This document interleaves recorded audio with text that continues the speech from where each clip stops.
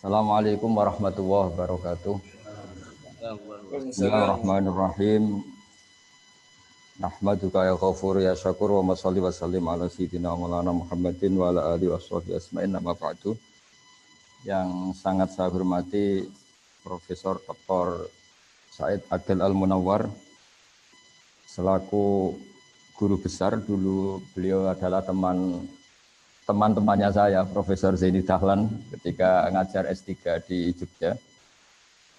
Wali Kota Salatiga juga wakilnya yang saya hormati, Ketua MUI Bapak Ali Suaidi, juga moderator Bapak Irfan Hilmi yang saya hormati.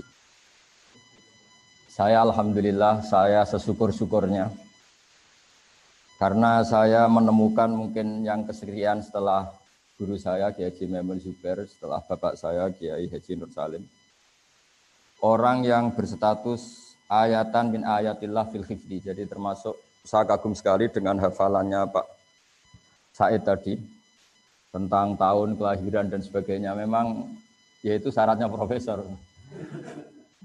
Jadi ya harus dikagumi, tapi ya memang seharusnya demikian.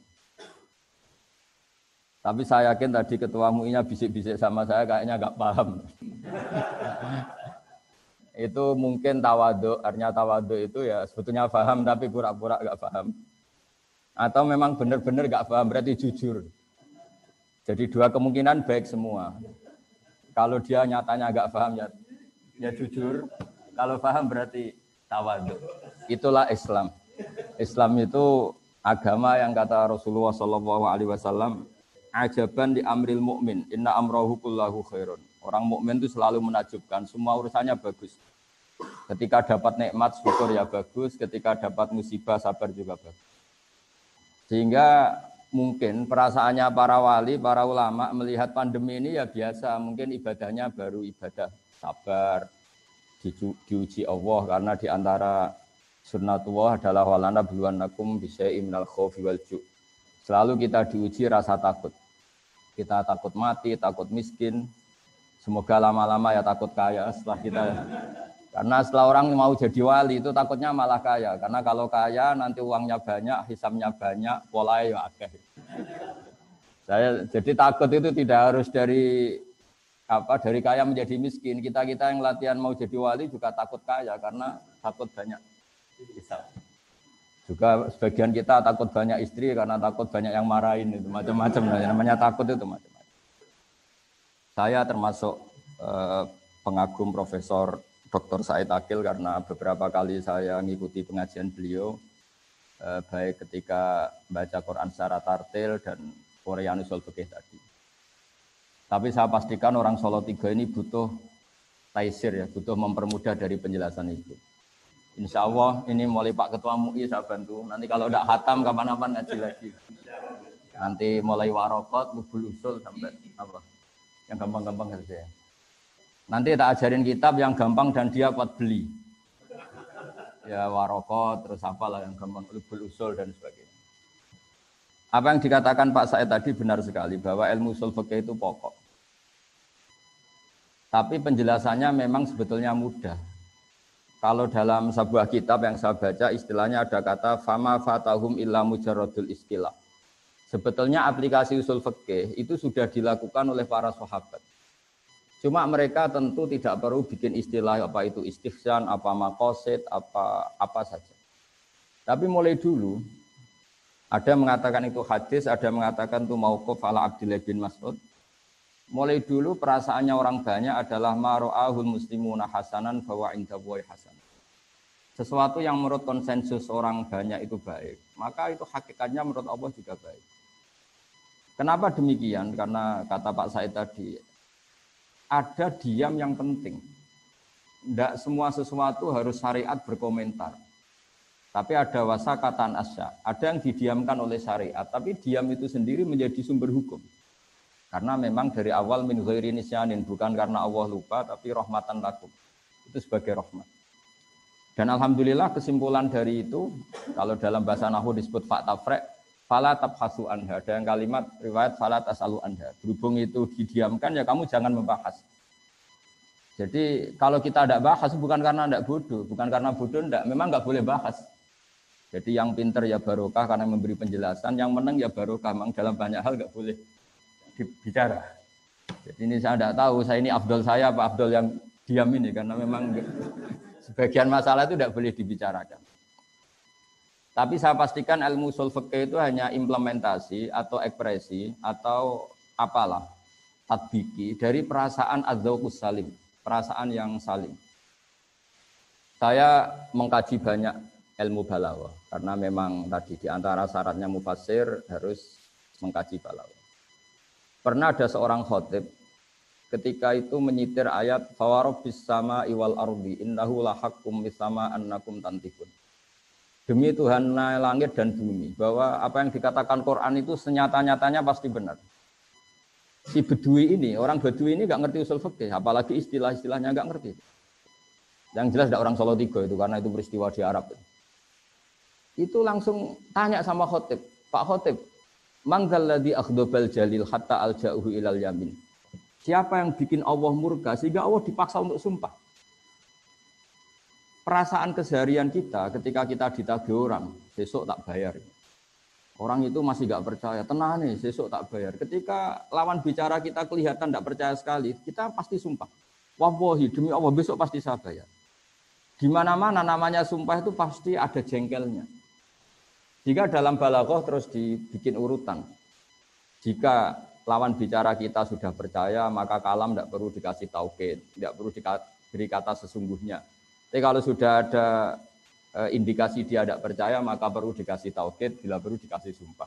Jadi di mana-mana sumpah itu ya ada nada jengkelnya, ada nada marahnya.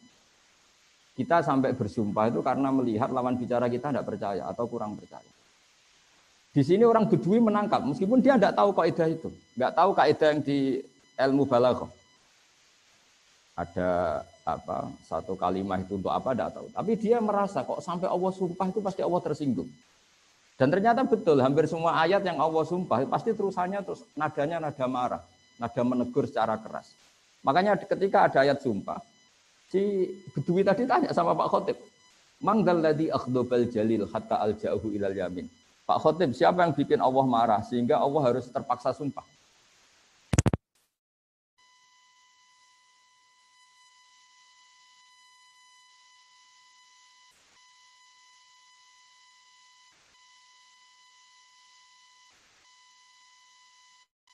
Berdasarkan ulama, baik itu nahwu, sorok, maupun apa saja, itu sebetulnya implementasi dari adzauqus salim, dari rasa yang benar. Saya punya sekian contoh, ada banyak wali yang berjual. Itu ya nggak ngerti istilah benarnya, karena wali itu nggak boleh terlalu besar nanti jadi akademisi. Benar tapi nggak terlalu pinter istilahnya, dia pinter betul tapi nggak tahu istilahnya. Nggak boleh wali pakai bahasa milenial.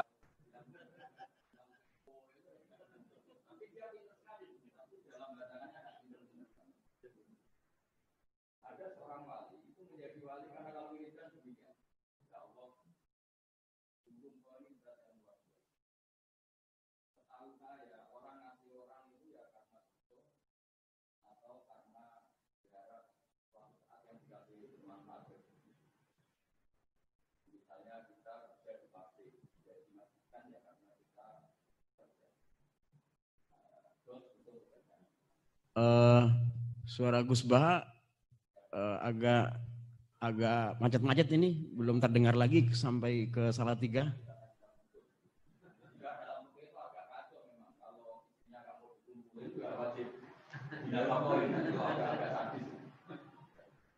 Itu oke ya, makanya itu agak-agak gimana di rumah sama istri sekali nggak mau nggak wajib dinafkahi gitu kamu dia.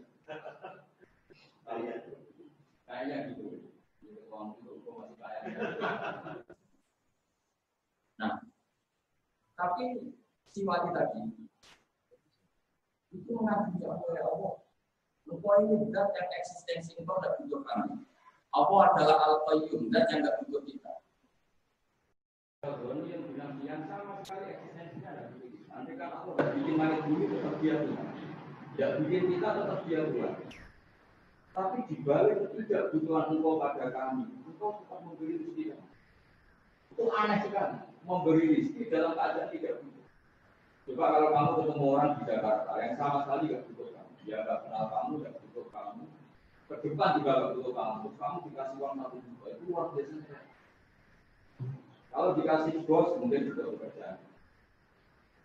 Dikasih siapa saja mungkin paling tidak orang itu butuh surga. Tapi ini Allah nggak butuh apa, kamu ngasih kita. Dikerjakan.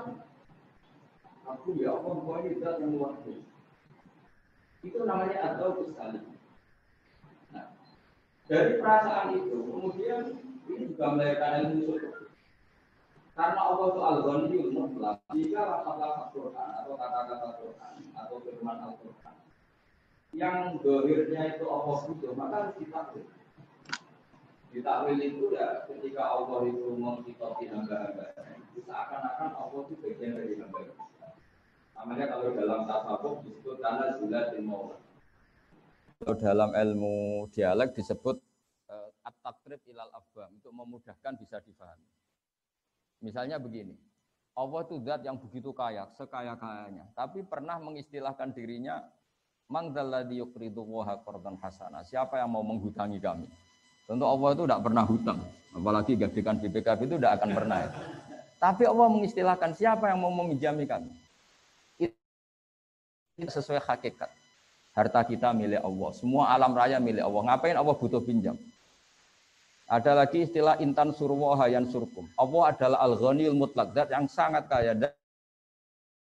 Tapi Allah mengistilahkan siapa mau menolong Allah. Padahal Allah tentu zat yang enggak butuh pertolongan. Di sini pentingnya ngaji usul fikih, ngaji ulumul lughat, ngaji isti'malul araf. Sampai itu kita akan salah. Makanya saya setuju dengan peringatan Pak Sail, akan bahaya sekali kita kalau nafsirkan Quran padahal kita tidak malian bil arabiyah, tidak kaya, tidak mutabakhir bil arabiyah. Meskipun kita pasti putus asa, kalau ingin alim betul pasti sampai innalillahi wa inna ilaihi raji'un tadi. Tapi kita semua boleh berperasaan alim, bukan karena apa-apa. Karena sebagian ulama mengatakan karena az-zahir. Kebenaran agama ini itu azharu min samsi dzahira, lebih jelas ketimbang matahari di siang hari. Jika siapapun dia dengan segala keterbatasan, itu akan mudah sekali memahami agama ini. Ini barokahnya Allah bersifat az-zahir. Sehingga dengan Allah sifat az-zahir, orang paling bodoh pun bisa memahami Allah. Karena Allah punya sifat az-zahir. Meskipun tidak akan ya'rifuna kunhahu, ya'rifuna haqiqatahu. Karena Allah juga bersifat al-batin, sehingga tidak tersentuh sampai hakikat. Tapi yang perlu dicatat, agama ini adalah az-zahir. Karena Allah adalah az-zahir. Maka agama ini disifati liyudhirahu ala dini kulli. Agama ini begitu jelas. Sehingga ketika kita diperintahkan Allah sujud, kita berlogika itu gampang. Kenapa harus sopan sama Allah? Sama majikan kita yang ngasih makan beberapa hari saja kita harus sopan, apalagi sama Allah. Andai kan kita diberi kontrakan gratis, dikasih makan orang gratis 1 bulan saja, terima kasih kita tidak selesai-selesai. Apalagi dikasih Allah selama-lamanya. Maka pujian yang benar adalah la nufsi tsana'an 'alaika anta kama asnita 'ala nafsi. Kita muji engkau ya Allah tidak ada habisnya. Tidak bisa terhitung pujian kita kepada engkau. Karena apa? Allah memberi kita tanpa batas. Nah, aturan-aturan atau anjuran agama supaya kita muji Allah tanpa batas ini aturan yang andekan itu tidak diatasnamakan agama. Kita pun akan mengatakan itu aturan yang benar. Maka li syiddati zuhuri hadaddin, sampai ada pepatah laulam yakun maja'a bihi Muhammadun dinan lakana fi aqlin nasi hasan. Kalau saja agama ini tidak diatasnamakan agama, aturan yang dibawakan Rasulullah SAW pastilah kana fi aqlin nasi hasanan. Pasti menurut akal manusia ini juga bagus. Seperti contoh di fikih misalnya iddah. Enggak kebayang andekan dalam cerai itu tidak ada iddah. Misalnya malam masih hubungan intim, pagi bentrok, langsung cerai. Nah, itu kalau langsung dinikahi orang lain, kita nanti bingung. Ini anaknya siapa? Ini produk lama apa produk baru? Apalagi anak kecil tuh wajahnya agak jelas mirip siapa. Kalau di DNA kan ribet. Tapi barokahnya ada iddah, ada kepastian bara'atur rahmiha. Sampai perempuan ini benar-benar terbebas rahimnya dari sperma zaut awal atau suami pertama, baru boleh nikah. Jadi iddah ini penting. Kita sebagai ahli fikih akan mengatakan setidaknya mengatakan li bara'atur rahmiha. Tapi kita ini tidak ahli fikih saja, tapi juga punya ubudiyah, punya kehambaan kepada Allah. Sehingga dalam kitab-kitab fikih masih disisakan karena dikarang oleh orang-orang yang yakhshawna Allah, orang-orang yang sangat takut Allah, disisakan aulit ta'abbud. Oke, iddah ada batasannya, yaitu misalnya mutafan ana zaujuha yang 4 bulan 10 hari. Kalau min dawatil khaid ya 3 kali masa suci, kan ada aturannya yang untuk mutallaqah. Ya, yang untuk mutallaqah min dawatil khaid itu salah satu puru. Tapi mesti ditambah aulit ta'abbud. Kenapa ditambah ta'abbud? Karena kalau enggak kita liar. Kalau fikihnya hanya libaro atirokmiyah, pasti kita liar. Ada orang diceraikan suaminya. Padahal sudah lama enggak kumpul karena suaminya di Amerika misalnya. Atau diteliti pakai USG atau pakai teknologi apa, terbukti enggak ada mani, enggak ada sperma. Kalau alasannya ini baru atirohmiyah, ini terbukti rahimnya kosong, berarti boleh kawin, enggak boleh seperti itu. Sehingga fikih selalu mengatakan iddah syuriat dianjurkan libaro atirohmiyah walid ta'abbud. Nah, kenapa penting li ta'abbud? Bagaimanapun kita ini hamba Allah. Maka saya setiap ngaji itu berkali-kali bilang, inti daripada ibadah itu adalah nderekno kersane Allah. Sambil kita kalau terpaksa itu ya pura-pura alim, pura-pura tahu lah alasannya. Tapi ini hanya tahu tidak sebagai madarul illah atau madarul hukmi atau masalikul illah. Karena sekali ini jadi madarul illah berarti kalau terbukti bara'atul rahmiyah enggak perlu iddah. Itu enggak ada orang mengatakan demikian, ulama maksud saya. Harus ada li ta'abbud. Tanpa li ta'abbud kita enggak tahu loyalitas kita terhadap ketentuan Allah Subhanahu wa taala. Misalnya begini.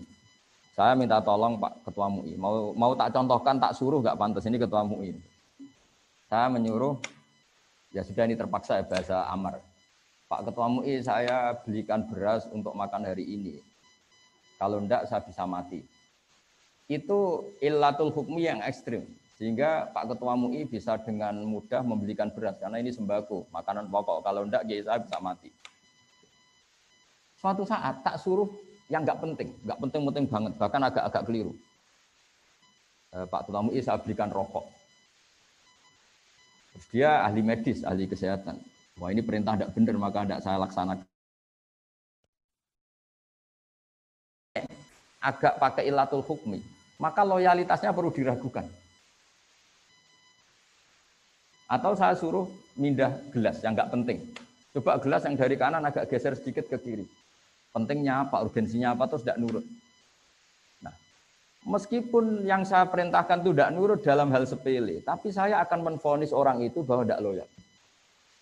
Nah, di sini pentingnya aulit ta'abbud. Meskipun sudah jelas bara'atul rahmi, kita tetap nderekno Allah ada iddah karena pokoknya nderekno kersane Allah. Kalau perempuan mutallaqah atau mutafan anda zaujuha harus ngalami iddah. Sehingga ini pentingnya benar yang dikatakan Pak Said tadi. Di antara sekian syarat al-usuli adalah mimman yattaqillah. Mimman yakhshawaha asadda. Ya, pokoknya yang asadda taqwa, yang asadda. Enggak boleh orang cerdas saja di usul fikih, harus orang takwa. Karena dengan takwa ini ada rasa ubudiyah.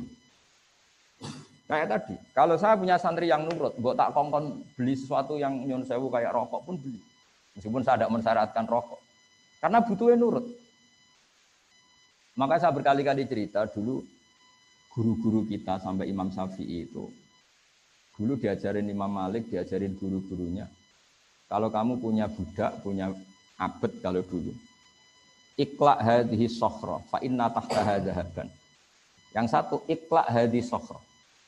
Jadi yang agak rasional diberitahu, iqla' hadhihi sokhra. Lima daya sayyidi, li anna tahtaha dhahaban. Karena di bawahnya ada emas. Dia membongkar batu besar itu karena berkeyakinan di bawahnya ada emas. Pertanyaannya, loyalitasnya dia melakukan perintah itu karena logika ada emas apa karena perintah? Kalau karena ada emas ini bahaya betul. Suatu saat diperintahkan lagi, iqla' hadhihi sokhra. Memangnya ada apa? Ya enggak ada apa-apanya. Ngapain dibongkar? Padahal majikannya sedang uji loyalitas, bukan sedang mencari emas. Nah, di sini selalu kita butuh di balik alasan illatul hukmi selalu ada ubudiyah. Dan itu yang dikatakan Pak Said tadi, di antara syarat sekian mustahil adalah harus takwa. Ya, barokahnya takwa ini bisa improvisasi terus. Selain cerdas ya, takwa atau tidak cerdas itu ya ruwet. Makanya dulu agama ini semua nabi pasti bersyarat selain sidik, amanah, juga harus fatonah. Kalau fatonah tok tidak sidik, oh ngakali orang terus ya, orang boleh. Tapi kalau amanah tok tidak fatonah, diakali orang terus. Ini kan ribet. Makanya saya senang dengan urian Pak Said tadi, tapi saya mohon doa beliau karena beliau adalah alitrotu tohiroh, juga orang alim. Saya hanya mewakili sebagai orang Quran yang saya dapat barokahnya Quran, memang walaqad yassarnal Qur'ana lidzikri fahal mim mudzakir. Jadi saya ingin agama ini mudah, ya mudah aplikasinya, mudah prakteknya, mudah pemahamannya. Sehingga meskipun mereka nggak ngerti ilmu usul fikih yang itu untuk gelar doktoral tadi, dan itu penghormatan bagi orang Solo Tigo, karena diterangkan ilmu yang jelimet gitu. Itu kalau nggak untuk gelar doktor nggak mungkin. Jadi bagus itu, artinya ada penghormatan pada kita yang mendengar. Karena tadi itu ilmu papan atas itu. Saya aja yang sudah kiai agak bingung, apalagi yang enggak kiai itu pasti apa? Cuma do gaya tok pura-pura paham. Tapi saya pastikan semua ilmu itu mudah karena tadi Allah sudah janji fa innal aqla mutarratun ila qabulil haqq, kata Imam Syafi'i. Akal itu akan dipaksa untuk menerima kebenaran. Sehingga mengawal kebenaran itu tidak perlu serius-serius banget. Yasiru wala tu'asiru, karena akal fa innal uqula mutarratun ila qabulil haqq. Akal ini pasti dipaksa untuk menerima kebenaran. Tadi misalnya agama ini berkonsep supaya ada iddah. Orang pasti tahu kenapa butuh iddah, karena nanti kalau ada bayi itu bayinya siapa, produknya siapa. Tanpa ada iddah ditakutkan ada ikhtilatul ansab. Anak ini anak bapaknya siapa enggak jelas. Nah itu andai kan enggak diatasnamakan agama, orang akan mengatakan memang aturannya harus demikian. Sebab itu agama ini sebagiannya disebut Allah fitratallahi allati fataran nasa alih. Agama ini agama apa? Agama menurut logika manusia pasti benar. Orang normal, maksudnya ini bicara orang normal. Haramnya khomer juga demikian. Kenapa khomer haram? Ya karena khomarul akal. Karena mencederai akal. Padahal menjaga akal termasuk wajib. Lalu yang dikatakan khomer apa? Ya dulu asirul inab. Dulu itu ya inab yang diperas. Lama-lama kenapa haram? Lah ini ilatul hukmi. Ya karena yukhomirul akla, merusak akal. Artinya terus fakullu ma khoromaral akla, yang merusak akal yang namanya khomer atau sama-sama muskir atau sama-sama haram. Yaitu ada masalikul ilah. Nah, kemudian ulama berdebat, apa kias itu penting? Ada yang mengatakan penting tidak penting, yang jelas nanti hasilnya sama. Ada yang cara ulama ngendikan nggak perlu dikatakan kias, cukup dikatakan min itlaqil ba'di wa iradatil qul. Jadi kalau Allah mengharamkan fala taqul lahuma uffin, sekedar bilang hus saja haram, apalagi yang di atas hus. Atau al-murad bin nahyi an qauli uffin adalah at-tadajjur atau al-idza. Yang dikehendaki Allah haramnya mengatakan hus pada orang tua adalah al-idza. Maka apalagi naboi, apalagi nyadui. Apalagi membiarkan orang tua miskin utang-utang tonggo, itu ya agak haram juga itu. Jadi lah itu kan lagi-lagi dzauq. Mungkin orang dulu tidak mengistilahkan itu min itlaqil ba'di wa iradatil qul, atau mengatakan itu masalikul illah atau illatul hukmi adalah al-idza, sehingga apa saja yang menyakiti orang tua haram. Itu kan sudah dibahasakan oleh ulama. Karena mau tidak mau ulama butuh istilah. Untuk mempakemkan satu teori ada istilah, ada terminologi. Tapi tanpa itu pun agama ini bisa difahami. Itu yang disebut walaqad yassarnal Qur'ana lidzikri fahal min. Sehingga dulu saya ini termasuk pengagum cerita-cerita orang Bedui. Orang-orang Bedui itu orang yang jauh dari pemahaman. Tapi seringkali mereka kalau bikin natijah, bikin kesimpulan itu sering benar. Misalnya Nabi pernah ngendikan yadhaku rabbuna. Allah itu pernah senyum melihat ini, melihat orang sering jamaah, melihat ini. Si Arabi tadi mungkin tidak pati hafal jumlah yang Allah senyum kepada siapa saja itu enggak pati hafal deh. Cuma dia langsung takok. Awayat hakur rabbu ya Rasulullah. Apa Tuhan itu pernah senyum? Iya. Jawabnya Arabi tadi lucu. Lan na'dima min rabbin yadhaku khairan. Wah, kalau Tuhan pernah senyum, biasanya orang senyum itu enggak mau menyiksa. Akan baik-baik saja. Jadi, dan itu dibenarkan Rasulullah. Beberapa kali orang Bedui punya kesimpulan, Nabi ngendikan mansar rohu ayang duro ila ahli jannah fal yang duri ila hadza. Kalau kamu ingin melihat penduduk surga yang masih hidup, ya lihat. Jadi orang Bedui, karena apa? Ya agama ini mudah. Lagi-lagi agama ini mudah. Sehingga orang yang enggak cerdas banget, itu ya bisa paham. Meskipun enggak bisa ngistilahkan tadi. Ya pusing kalau wong bisa di kon milih masalikul ilah harus ada jamek, mutarid munakis, jamek manek, enggak boleh ada farik. Itu oh iya kalau enggak paham bisa bilang amin amin itu. Dianggap doa itu. Tapi ini kan cerita ya, cerita apa? Jadi karena tadi Pak Said sudah memberi ilmu yang luar biasa, ini saya bantu teman-teman Solo 3 supaya enggak perlu kaget. Itu semuanya mudah. Yang kamu nggak hafal itu hanya istilah, tapi nurani kamu akan paham. Karena walaqad yassarnal Qur'ana lidzikri fahal min muddakir.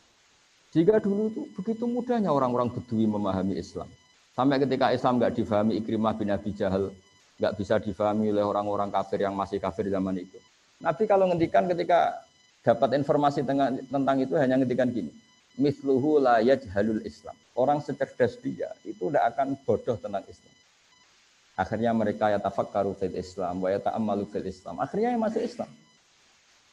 Karena kata Nabi malah dipuji ketika mereka masih belum Islam, ditawarin Islam belum mau, tapi Nabi ketika misluhu la jalul Islam. Ternyata betul setelah Islam itu dikaji. Makanya pentingnya sulhul Hudaybiyah ketika semua perjanjian itu merugikan Nabi dan orang Islam. Masyhur itu sulhul Hudaybiyah.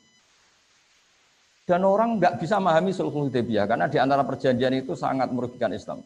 Kalau orang Islam masuk kafir harus dibiarkan karena kafir dianggap habitat. Kalau yang kafir masuk Islam harus dikembalikan. Itu kan satu perjanjian yang sangat-sangat merugikan. Tapi ada poin yang diinginkan Nabi yang orang nggak tahu zaman itu. Yaitu Nabi ngendikan, tapi syaratnya di kafir Quraisy boleh mendiskusikan Islam. Itu aja benar. Dan orang nggak boleh dilarang ketika berdiskusi Islam.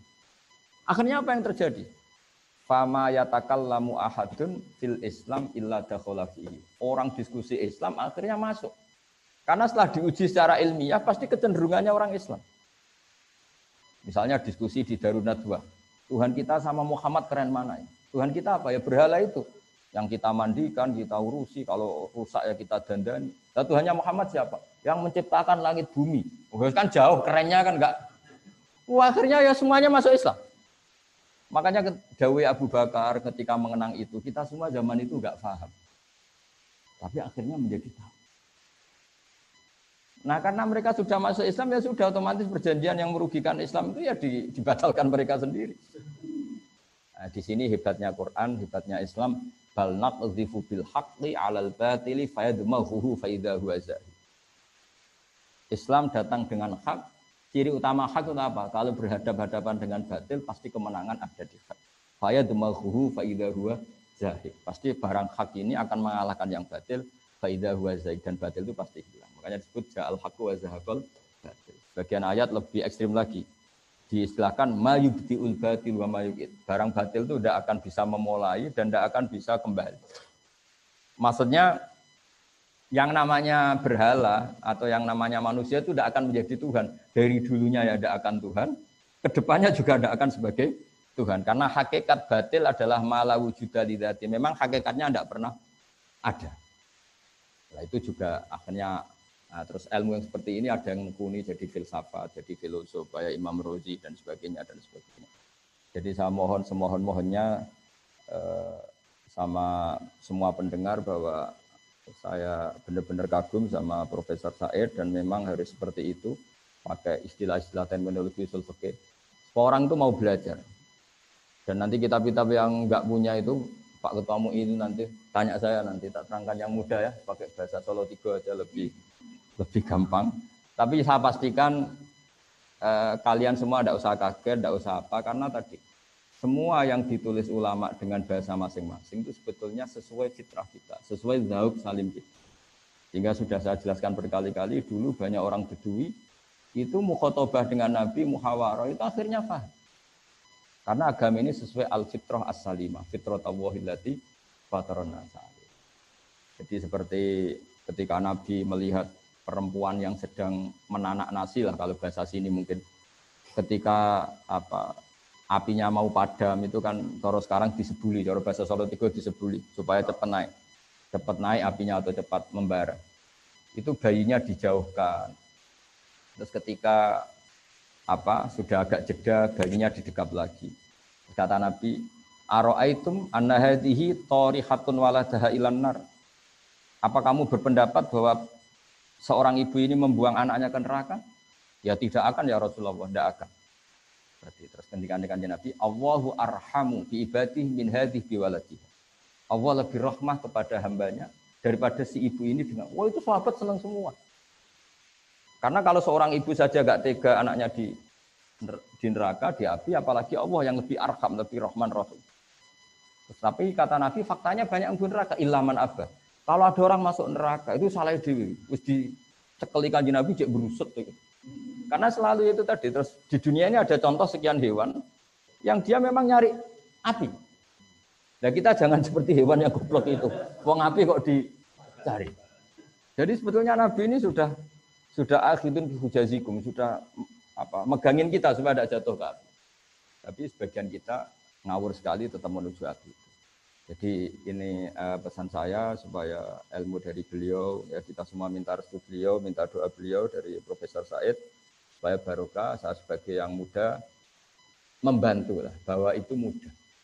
Karena tadi walaqad yassarnal Qur'ana lidzikri fahal mim mudzakir. Jadi meskipun fa'il itu didefinisikan al-fa'il wa al-ismu al-marfu alladzi alladzi sebenarnya al-ismu al-marfu terus yang dirofakkan oleh fi'ilnya atau oleh isim sifat atau oleh isim fa'il. Itu kan kayaknya susah, tapi orang Arab ya sudah bilang ja'a zaidun.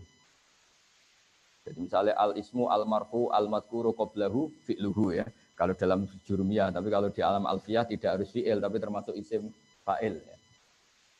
Kelihatannya kan susah, tapi setelah kita ngaji ya orang Arab tetap bilang ja'a zaidun, ra'aitu zaidan. Tapi kalau ketika kamu nerjemahkan al-ismu al-marfu'u al-madhkuru qablahu fi'luhu, itu kan kalau maknanya bingung, isim yang dibaca rafa yang sebelumnya disebutkan kata fi'ilnya. Oh itu kan kayak bulat. Jadi ya sudah, tapi lama-lama prakteknya ya gampang. Makanya terus orang Arab kadang pakai mausu'ah. Mausu'ah itu ya pokoknya ngono. Timbang latihan bahasa Arab Indonesia kesuwen kon kerja ning Arab Saudi sak tahun mulai bahasa Arab. Karek dadani sithik-sithik nahu sorope gitu. Tapi kalau pintere bahasa Arab kan sudah.